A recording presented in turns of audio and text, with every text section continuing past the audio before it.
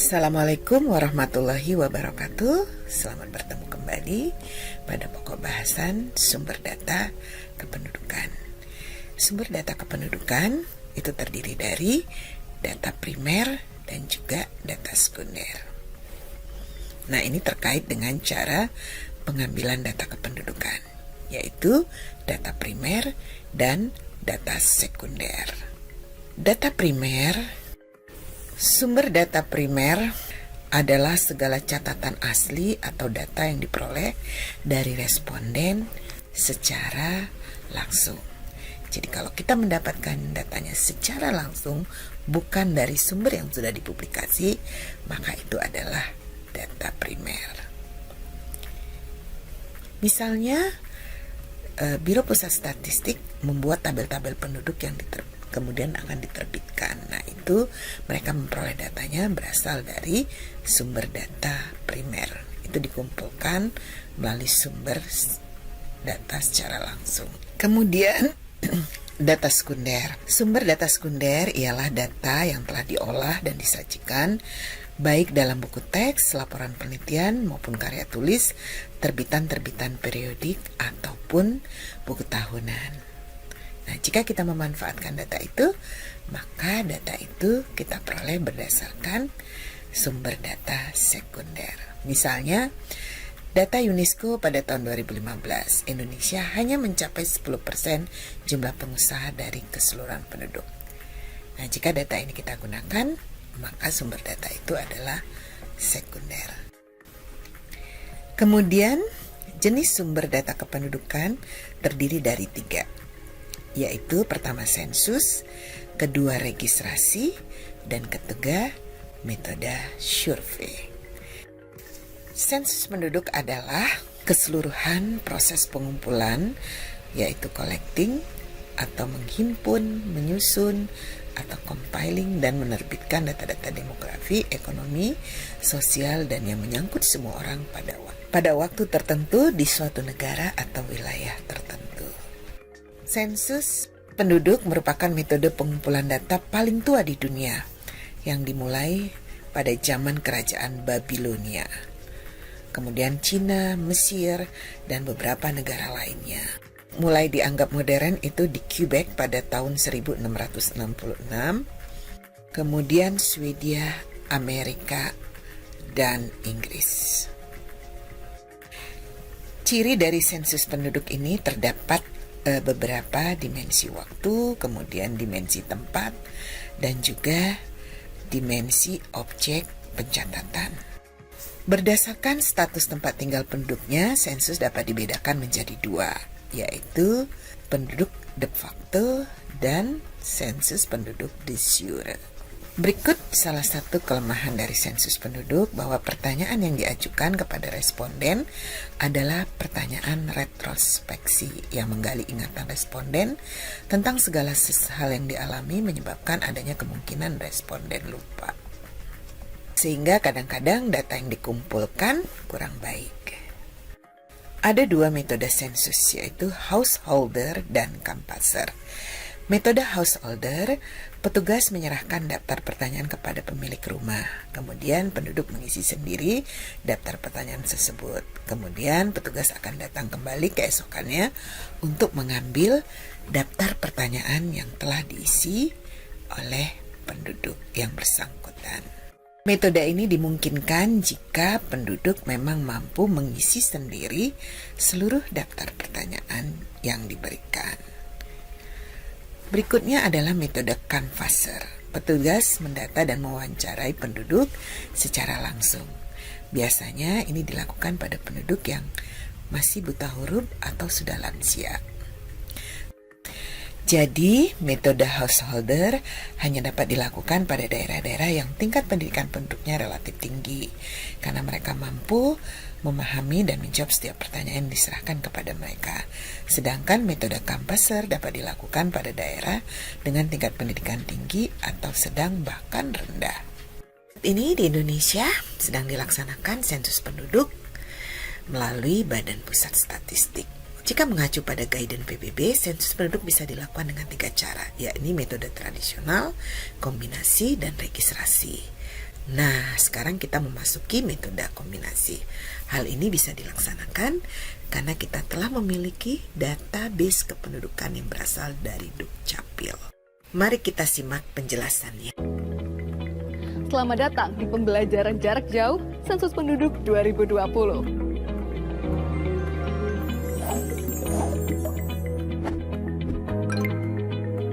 Pembelajaran ini diperuntukkan secara umum untuk seluruh masyarakat di Indonesia dan secara khusus untuk petugas sensus dan ketua atau pengurus satuan lingkungan setempat terkecil atau SLS terkecil seperti RT, dusun, jorong, banjar, dan yang sejenis.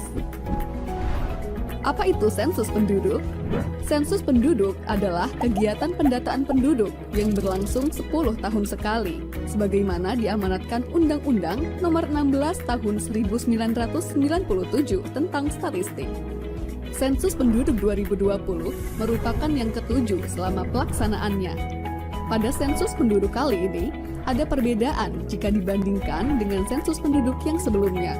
Perbedaan tersebut yaitu adanya sensus penduduk online yang sudah berlangsung pada Februari hingga Mei 2020 lalu. Dan sensus kali ini juga menggunakan data dasar dari Dukcapil Kemendagri. Pelaksanaan sensus penduduk 2020 dibagi menjadi 2 tahapan besar.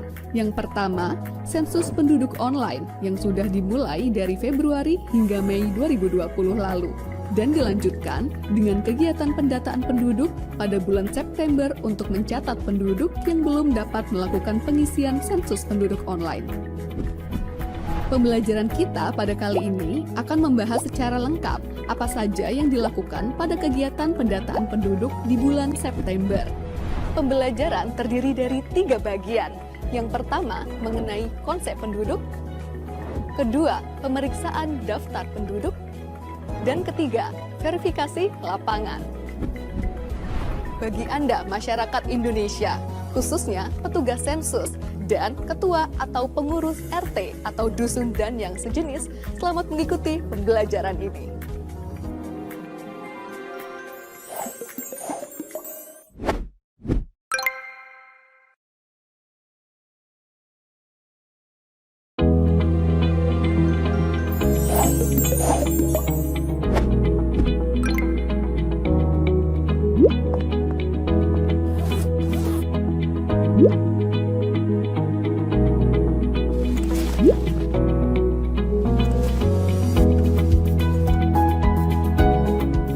Siapa yang harus dicatat dalam sensus penduduk?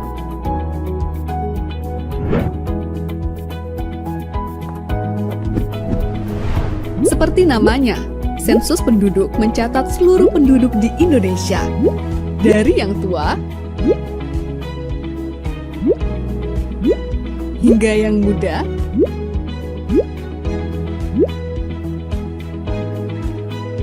tanpa terlewat. Penduduk yang dimaksud adalah warga negara Indonesia ataupun warga negara asing yang tinggal menetap minimal 1 tahun atau tinggal kurang dari 1 tahun, namun ada berniat atau berencana menetap selama minimal 1 tahun di daerah tersebut. Konsep penduduk ini mengacu pada Undang-Undang Nomor 23 Tahun 2006 dan Undang-Undang Nomor 24 Tahun 2013. Serta rekomendasi Perserikatan Bangsa-Bangsa. Dengan konsep penduduk berdasar tempat tinggal akan menghasilkan data yang lebih akurat sehingga memudahkan pemerintah dalam mengambil kebijakan dan melaksanakan program pembangunan. Misalnya, untuk membangun fasilitas MCK, sekolah, fasilitas kesehatan, dan lain-lain. Tentu harus berdasarkan data siapa yang benar-benar tinggal di wilayah tersebut, bukan berdasarkan catatan administrasi kependudukan saja. Ini Kania, lahir di kota Yogyakarta, tetapi telah menetap di kota Makassar selama 1 tahun. Maka Kania adalah penduduk kota Makassar. Ini Wida, KTP Karanganyar, tetapi telah menetap 7 bulan di kota Bandung dan berencana menetap untuk beberapa tahun ke depan. Maka, Wida adalah penduduk kota Bandung. Jadi, penduduk di suatu daerah, mulai dari provinsi, kabupaten, kecamatan, hingga RT atau dusun dan sejenisnya adalah setiap orang yang telah menetap di daerah tersebut minimal 1 tahun atau kurang dari 1 tahun namun berencana untuk menetap lebih dari 1 tahun. Satu lagi yang perlu dicatat, asisten rumah tangga, sanak famili yang menetap, dan bayi yang baru lahir juga dicatat sebagai penduduk di keluarga tersebut ya. Itulah konsep penduduk. Konsep ini berguna untuk menentukan siapa sajakah yang termasuk dan yang tidak termasuk sebagai penduduk di suatu daerah dalam sensus penduduk 2020. Lalu, bagaimanakah gambaran pelaksanaan sensus penduduk 2020? Sebagai gambaran, kegiatan lapangan sensus penduduk 2020 dimulai dengan koordinasi petugas sensus dengan ketua atau pengurus RT atau dusun dan yang sejenisnya atau yang kita sebut sebagai Satuan Lingkungan Setempat atau SLS. Selanjutnya, petugas sensus bersama-sama dengan pengurus SLS melakukan pemeriksaan daftar penduduk.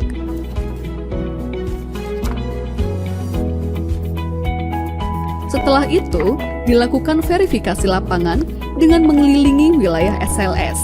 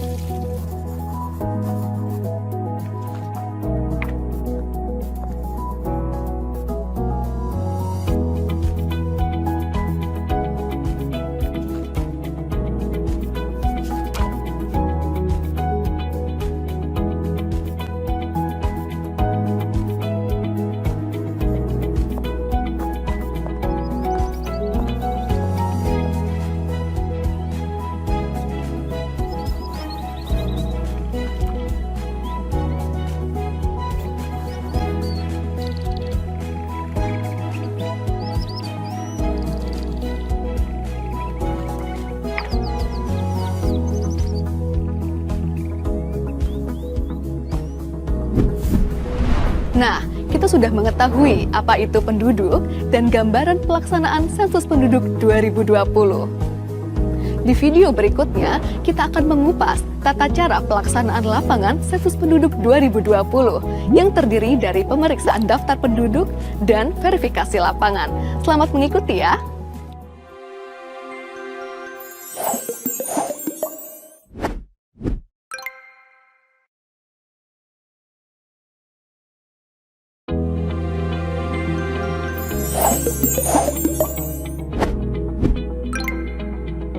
Tahapan kegiatan lapangan sensus penduduk 2020 dimulai dari pemeriksaan dokumen daftar penduduk ketua atau pengurus RT atau dusun dan yang sejenis atau disebut dengan SLS. Kegiatan ini di bawah pengawasan koordinator sensus kecamatan atau disebut dengan KOSEKA. Selain menggunakan atribut lengkap, ketika turun ke lapangan, petugas sensus juga harus mengenakan pakaian berlengan panjang, menggunakan face shield, masker kain, dan membawa hand sanitizer, serta memperhatikan protokol kesehatan. Dokumen yang diperlukan pada tahapan ini adalah SP 2020 DP dan peta wilayah.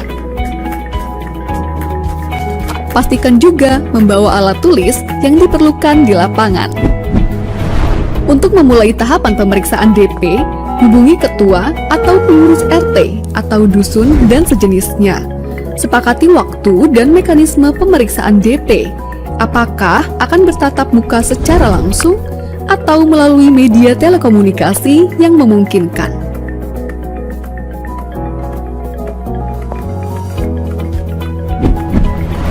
Kemudian, pastikan kesesuaian identitas wilayah RT atau dusun dan sejenisnya berdasarkan dokumen SP 2020 DP yang menjadi wilayah tugasnya. Apabila terdapat perubahan, baik itu pemekaran ataupun penggabungan SLS, laporkan ke Koordinator Sensus Kecamatan atau KOSEKA untuk ditindaklanjuti kemudian. Sebelum memulai pemeriksaan, baca dan pahami petunjuk pengisian pada halaman kedua DP. Jika ada yang belum dipahami, dapat ditanyakan kepada Koordinator Sensus Kecamatan atau KOSEKA. Selanjutnya, mari mengenal dokumen daftar penduduk atau SP 2020 DP. SP 2020 DP adalah instrumen utama pada sensus penduduk 2020 yang berisikan nama-nama penduduk yang akan diperiksa keberadaannya oleh petugas sensus bersama dengan ketua SLS. Nama-nama penduduk yang ada di dokumen tersebut merupakan gabungan dari data administrasi kependudukan dan hasil kegiatan sensus penduduk online.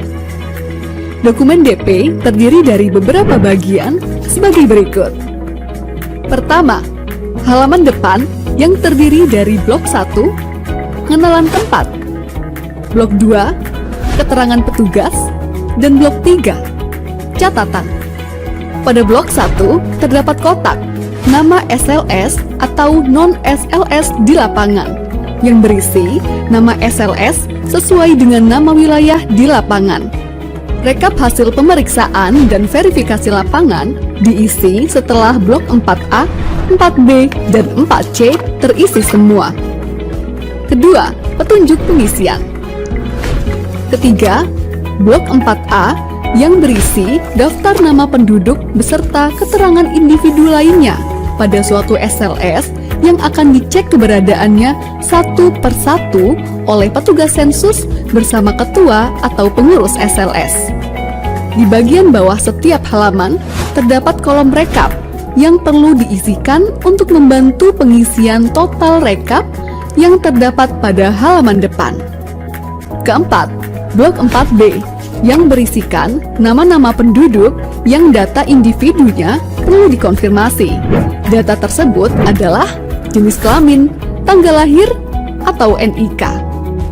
Kelima, terdapat blok 4C yang berupa daftar kosong untuk mencatat nama-nama penduduk di SLS tersebut yang belum tercetak di blok 4A.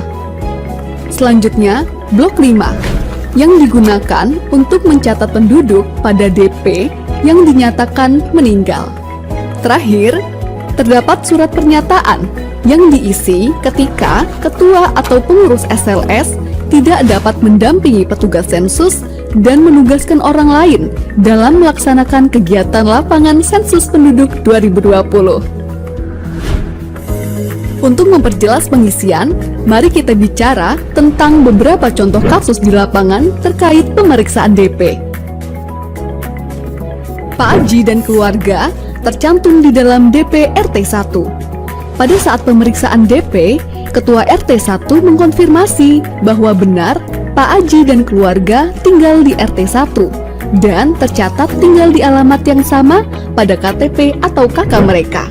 Maka petugas memberi centang pada kolom 9 untuk setiap anggota keluarga.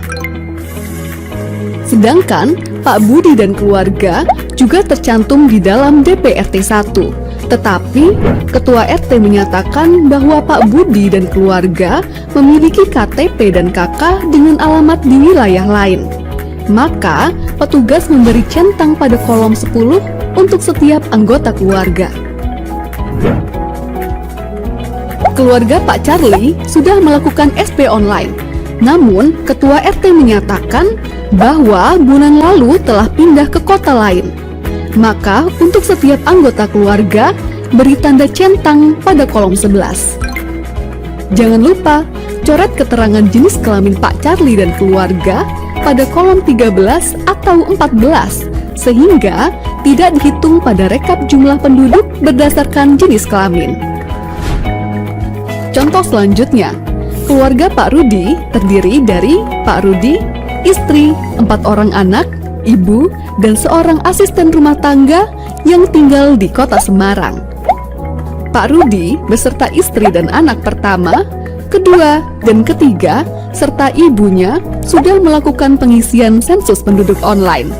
alamat KK atau KTP keluarga Pak Rudi di kota Jogja, namun sudah tinggal di kota Semarang sejak tahun 2017. Maka, pada pemeriksaan DP oleh petugas pada RT tempat tinggal Pak Rudi saat ini di kota Semarang dilakukan dengan cara berikut. Pak Rudi bekerja di kota Jogja dan selalu pulang seminggu sekali. Maka, beri tanda centang pada kolom 10. Istri adalah ibu rumah tangga, maka beri tanda centang pada kolom 10.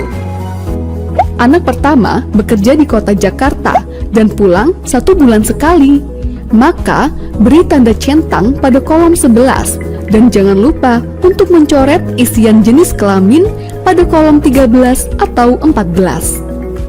Anak kedua, ketua RT tidak terlalu mengenalnya, maka beri tanda bintang pada kolom nama. Anak ketiga bersekolah di SMP Kota Salatiga dan tinggal di asrama sekolah, maka beri tanda centang pada kolom 10. Setelah pemeriksaan anak ketiga, ketua RT memberi informasi bahwa istri Pak Rudi baru melahirkan anak keempat. Namun, ketua RT hanya mengetahui nama bayi tersebut. Maka, isikan nama bayi pada blok 4C, lalu lengkapi keterangan lainnya pada tahapan verifikasi lapangan. Orang tua Pak Rudi meninggal sebulan yang lalu, maka beri tanda centang pada kolom 12 dan coret isian jenis kelamin pada kolom 13 atau 14. Lalu, lengkapi isian pada blok 5 SP 2020 DP. Ketua RT memberi informasi bahwa Pak Rudi memiliki seorang asisten rumah tangga yang belum tercantum namanya pada SP 2020 DP. Maka, catat pada blok 4C dan lengkapi isian. Apabila selama pengisian terdapat kesalahan, coret 2 kali isian yang salah. Lalu, isikan isian yang benar. Pada saat kegiatan pemeriksaan DP, sebagian petugas dilengkapi dokumen SP 2020 DPD yang memuat nama penduduk yang tidak diketahui alamat tempat tinggalnya di SLS manapun di suatu desa. SP 2020 DPD juga harus diperiksa oleh petugas sensus bersama ketua atau pengurus SLS. Setelah pemeriksaan daftar penduduk selesai, kegiatan lapangan dilanjutkan pada tahapan verifikasi lapangan yang akan dijelaskan pada video selanjutnya. Sensus Penduduk 2020 mencatat Indonesia.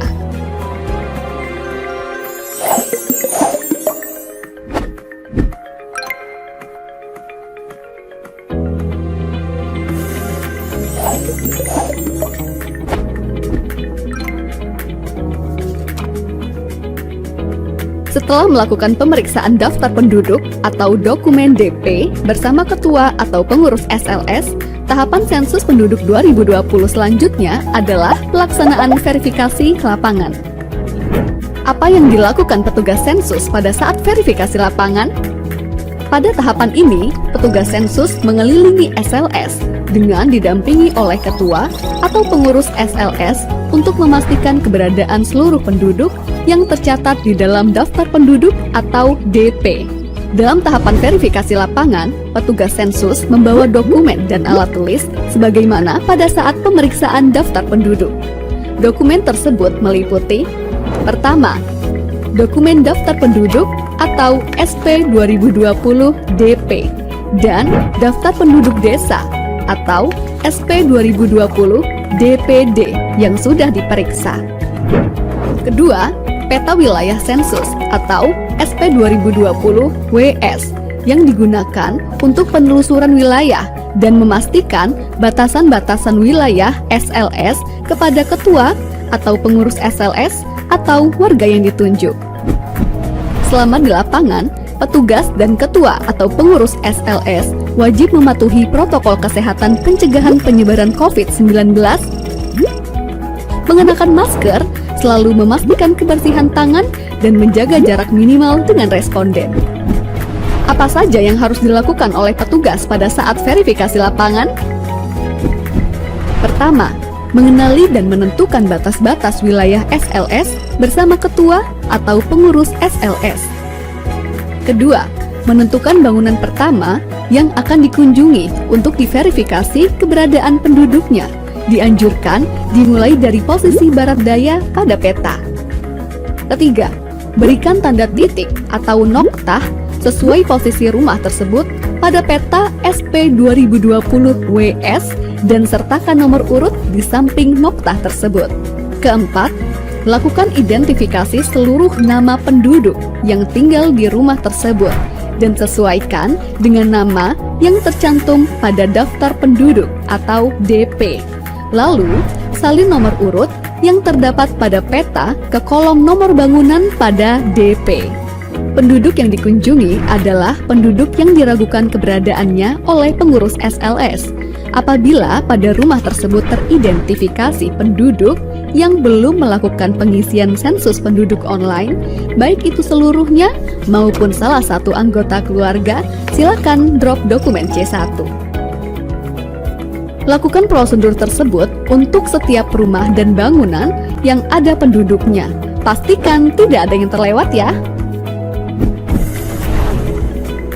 Apabila ditemukan penduduk yang belum tercantum namanya pada daftar penduduk atau DP, tambahkan dan lengkapi keterangan penduduk tersebut pada DP Blok 4C.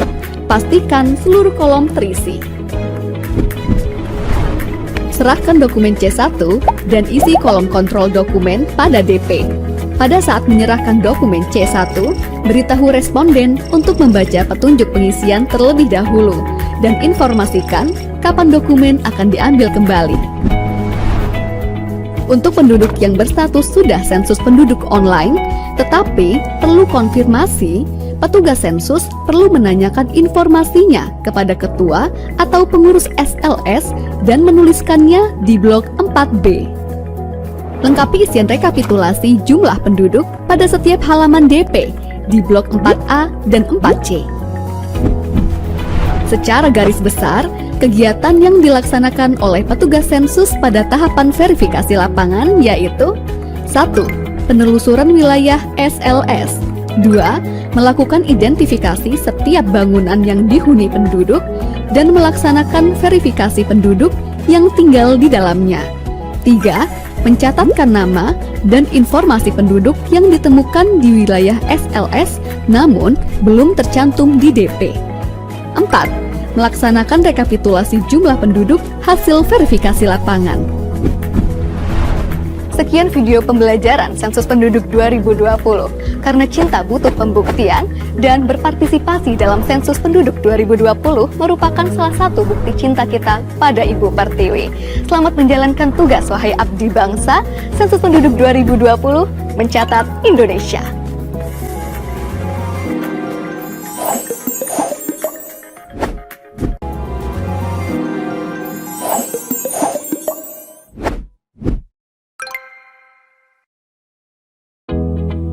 Cara mengisi kuesioner Sensus Penduduk 2020. Kuesioner Sensus Penduduk 2020 disebut dengan kuesioner SP 2020 C1. Jika Anda belum berpartisipasi pada sensus penduduk online bulan Februari hingga Mei 2020, maka Anda akan mendapatkan kuesioner SP 2020 C1 dari petugas sensus. Jika sudah mengisi sensus penduduk online secara lengkap, maka Anda tidak perlu mengisi SP 2020 C1 kembali. Tetapi, jika ada perubahan, jangan lupa lapor ke ketua RT, dusun, jorong, atau banjar ya.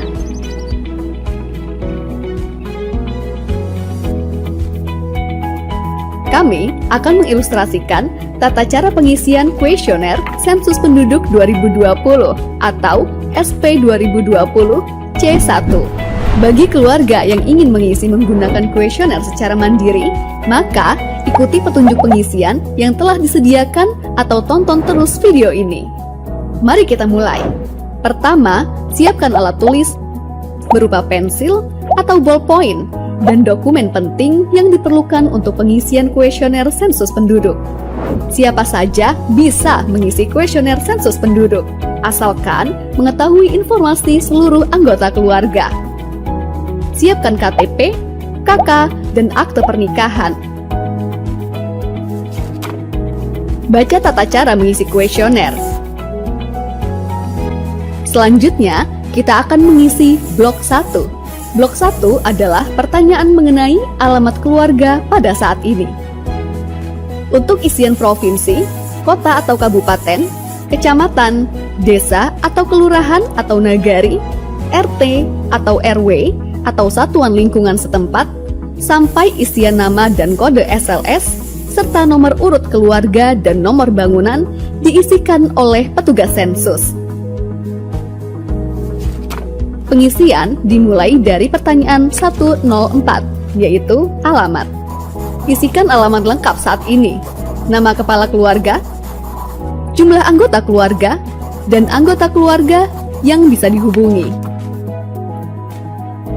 Blok 2. Keterangan petugas akan diisikan oleh petugas sensus. Selanjutnya, lanjutkan pengisian ke blok 3, data perumahan tempat tinggal. Bagian ini hanya diisikan sekali untuk setiap keluarga. Isikan status kepemilikan rumah yang Anda tempati saat ini. Isikan listrik yang Anda gunakan di rumah. Isikan sumber air minum utama yang digunakan oleh keluarga Anda. Apakah air kemasan atau isi ulang? Ledeng, pompa atau sumur bor, sumur, mata air, sungai atau danau, air hujan, atau lainnya. Isikan keterangan fasilitas jamban atau tempat buang air besar dan septic tank di tempat tinggal Anda. Isikan jenis lantai terluas di tempat tinggal Anda. Apakah keramik atau marmer atau granit, ubin atau tegel atau teraso, semen, kayu atau papan, bambu, tanah, atau lainnya. Selanjutnya, kita beralih ke blok 4. Blok 4 diisikan untuk setiap anggota keluarga. Jadi, kalau di rumah ada 3 orang, maka ada 3 blok 4 yang terisi. Isikan keterangan dari masing-masing individu. Pengisian dilakukan secara berurutan, satu persatu, dimulai dari kepala keluarga, lalu dilanjutkan ke istri, anak, dan anggota keluarga yang lain apabila ada. Kami akan mengilustrasikan pengisian. Isikan nama lengkap Anda sesuai KK atau KTP dengan menggunakan huruf kapital. Berikan tanda centang pada isian jenis kelamin. Isikan nomor induk kependudukan Anda. Apabila NIK ada, lanjut ke pertanyaan 404. Bila NIK tidak ada, berikan centang pada salah satu alasan pada isian 403B di bawah.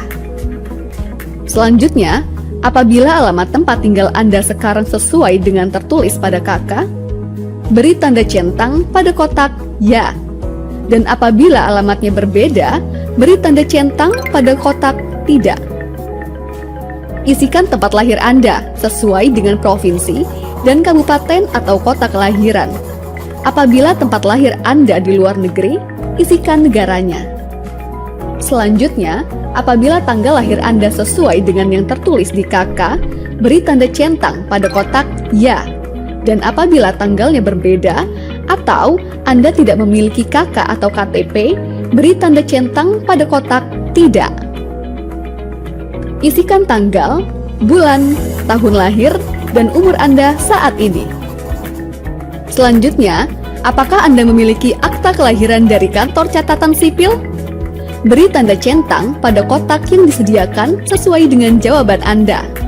Bila Anda memiliki akta kelahiran dari kantor catatan sipil atau Anda tidak mengetahui status kepemilikan akta kelahiran Anda, lanjut ke isian 407. Bila Anda tidak memiliki akta kelahiran dari kantor catatan sipil, isikan alasan utama Anda dengan memberi centang pada kotak yang disediakan sesuai dengan jawaban Anda. Selanjutnya, Isikan status kewarganegaraan Anda. Bila Anda adalah WNI, tuliskan nama suku Anda di pertanyaan selanjutnya. Bila Anda adalah WNA, lanjut ke pertanyaan 409. Berikan tanda centang pada kotak di samping agama atau kepercayaan Anda. Selanjutnya, isikan status perkawinan Anda dengan memberi tanda centang pada kotak yang tersedia. 1. Pilih belum kawin, apabila Anda belum terikat dalam perkawinan. 2. Pilih kawin, apabila Anda telah terikat dalam perkawinan sah secara hukum, adat, agama, negara, dan sebagainya, baik tinggal bersama maupun terpisah atau oleh masyarakat dianggap sebagai suami istri. 3. Pilih cerai hidup apabila Anda telah bercerai dan belum kawin lagi, walaupun belum resmi secara hukum. Anda mengaku belum pernah kawin, tetapi telah melahirkan anak. 4. Pilih cerai mati apabila Anda telah ditinggal meninggal oleh suami atau istri Anda dan belum kawin lagi. Bila Anda berstatus belum kawin, lanjutkan ke isian 411. Bila Anda berstatus kawin, cerai hidup atau cerai mati, isikan nomor surat atau akta pernikahan atau perceraian, atau surat atau akta kematian mantan suami atau istri Anda, lalu lanjutkan ke isian 411. Selanjutnya, isikan status hubungan Anda dengan kepala keluarga. Yang dimaksud dengan kepala keluarga adalah seseorang yang bertanggung jawab di keluarga tersebut dan tertera sebagai kepala keluarga di dalam kartu keluarga. Bagi suami yang mempunyai istri lebih dari satu yang tinggal di rumah yang berbeda, maka namanya tercatat hanya di salah satu keluarga istri yang lebih lama tinggal. Apabila lama tinggal bersama istri-istrinya sama, catatkan di rumah istri yang paling lama dinikahi.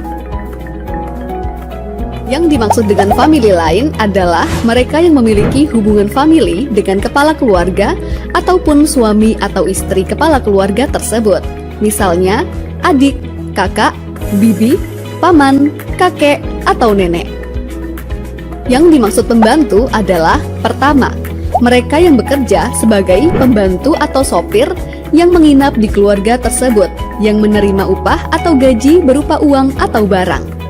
2. Famili yang dipekerjakan sebagai pembantu dan menerima upah atau gaji. 3. Tukang kebun yang makan dan menginap di rumah majikan. 4. Anak pembantu yang ikut tinggal di dalam keluarga apabila diberlakukan sebagai pembantu. Apabila tidak, maka dicatat sebagai lainnya.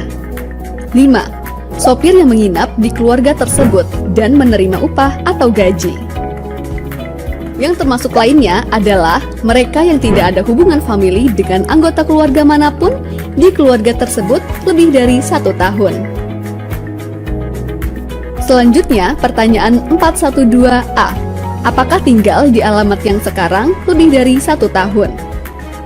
Jika sudah tinggal selama minimal 1 tahun atau lebih, maka centang ya dan isikan lamanya dalam tahun. Kemudian, abaikan pertanyaan berikutnya. Langsung ke rincian 413.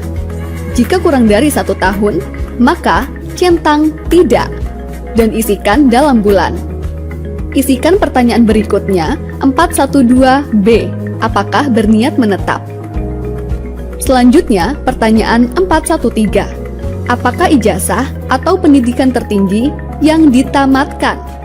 Isikan sesuai dengan ijazah tertinggi yang sudah diperoleh. Kita menuju ke blok 5. Sama seperti blok 4, blok 5 diisikan untuk setiap anggota keluarga, namun khusus untuk yang berusia minimal 5 tahun atau lebih. Untuk anggota keluarga yang kurang dari 5 tahun, bagian ini boleh dikosongkan. Pertanyaan 501. Apakah bisa berbahasa Indonesia? Pilih ya jika bisa, pilih tidak jika tidak dapat berbahasa Indonesia. Selanjutnya, pertanyaan 502A. Aktivitas apa saja yang biasa dilakukan? Isian ini bisa dipilih lebih dari 1. Centang ya bekerja jika biasa melakukan pekerjaan. Centang ya mengurus rumah tangga jika juga melakukan kegiatan mengurus rumah tangga. Centang ya sekolah atau kuliah jika sedang menjalani aktivitas sekolah atau kuliah. Centang ya lainnya jika melakukan aktivitas yang lain seperti kegiatan sosial, seperti pos ronda, menjalani hobi seperti berolahraga atau lainnya, dan tuliskan aktivitas tersebut. 502B. Apakah pensiunan? Pensiunan di sini tidak hanya untuk PNS atau TNI atau Polri, tetapi juga yang pernah bekerja di bidang lain dan saat ini menerima pesangon atau dana pensiun. Selanjutnya, rincian 503. Isian ini diisi khusus untuk yang saat ini sedang bekerja. Isikan pekerjaan yang selengkap-lengkapnya. Berikut contoh pengisiannya. Isikan juga status dalam pekerjaan. Apakah berusaha sendiri atau dengan dibantu pekerja yang tidak dibayar? Apakah berusaha dan dibantu pekerja yang dibayar? Apakah sebagai buruh, atau karyawan, atau pegawai, atau pekerja yang dibayar? Atau apakah pekerja yang tidak dibayar atau pekerja keluarga?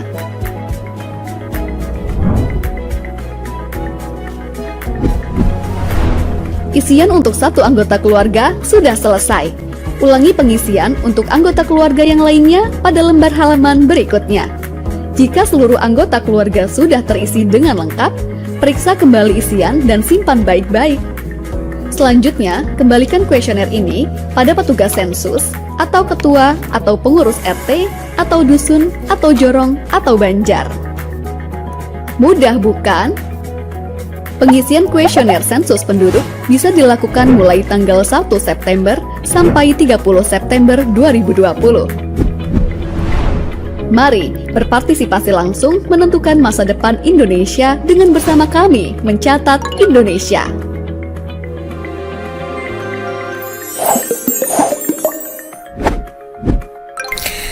Demikian tadi penjelasan mengenai sensus penduduk tahun 2020. Selanjutnya kita akan bahas mengenai sumber data kependudukan yang lain, yaitu registrasi penduduk. Registrasi penduduk menurut John Brown dianggap sebagai pelopor kegiatan registrasi vital pada zaman modern dengan kegiatannya membuat laporan kematian per minggu yang disebut dengan Bills of Mortality.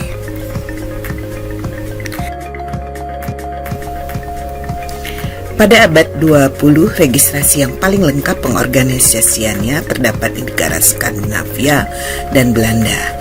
Amerika juga sudah memiliki sistem registrasi yang mengharuskan setiap orang untuk memiliki Social Security Number. Menurut PBB dalam UN Handbook of Vital Statistic Method didefinisikan sebagai suatu kegiatan pencatatan mengenai kelahiran hidup, kelahiran mati, kematian, perkawinan, perceraian, adopsi, termasuk pengakuan pengesahan anak. Registrasi penduduk merupakan sumber data yang paling ideal. Mengapa?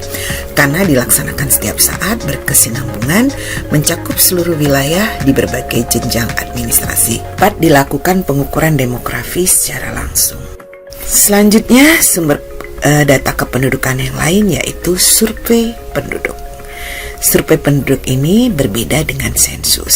Survei penduduk dilakukan dengan menggunakan sampel dan dapat dilakukan antar waktu di antara sensus penduduk atau survei-survei lainnya.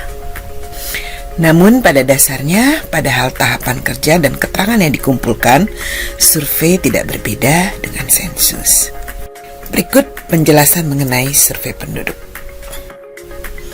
Survei adalah suatu cara pengumpulan data yang dilakukan melalui pencacahan sampel untuk memperkirakan karakteristik suatu populasi tertentu pada saat tertentu. Yang membedakan survei dengan sensus adalah cakupan penduduk yang dicacah. Dalam sensus seluruh penduduk dicacah, sedangkan dalam survei hanya mencacah sebagian penduduk saja. Fleksibilitas pelaksanaannya, kemudian topik yang dikumpulkan. Berikut pengukuran di dalam demografi. Pertama, bilangan, rate, rasio, proporsi, konstanta, ukuran kohor, ukuran periode, insiden, dan prevalensi. Bilangan digunakan untuk menunjukkan jumlah mutlak suatu penduduk ataupun kejadian lainnya untuk suatu daerah dalam jangka waktu tertentu. Angka atau rate adalah angka yang menyatakan banyaknya peristiwa vital dari suatu penduduk dalam waktu tertentu. Bisa berupa angka kasar atau crude rate ataupun angka spesifik rate. Dan rasio. Rasio yaitu bilangan yang menyatakan suatu jumlah dalam perbandingan terhadap jumlah lainnya. Dengan perkataan lain merupakan perbandingan antara dua bilangan dan dapat dinyatakan dalam persen per 10 per 1000. Proporsi, apabila pembilang merupakan bagian dari penyebut, maka perbandingan tersebut dinamakan proporsi. Selanjutnya, konstanta merupakan satu bilangan tetap atau arbitrary number.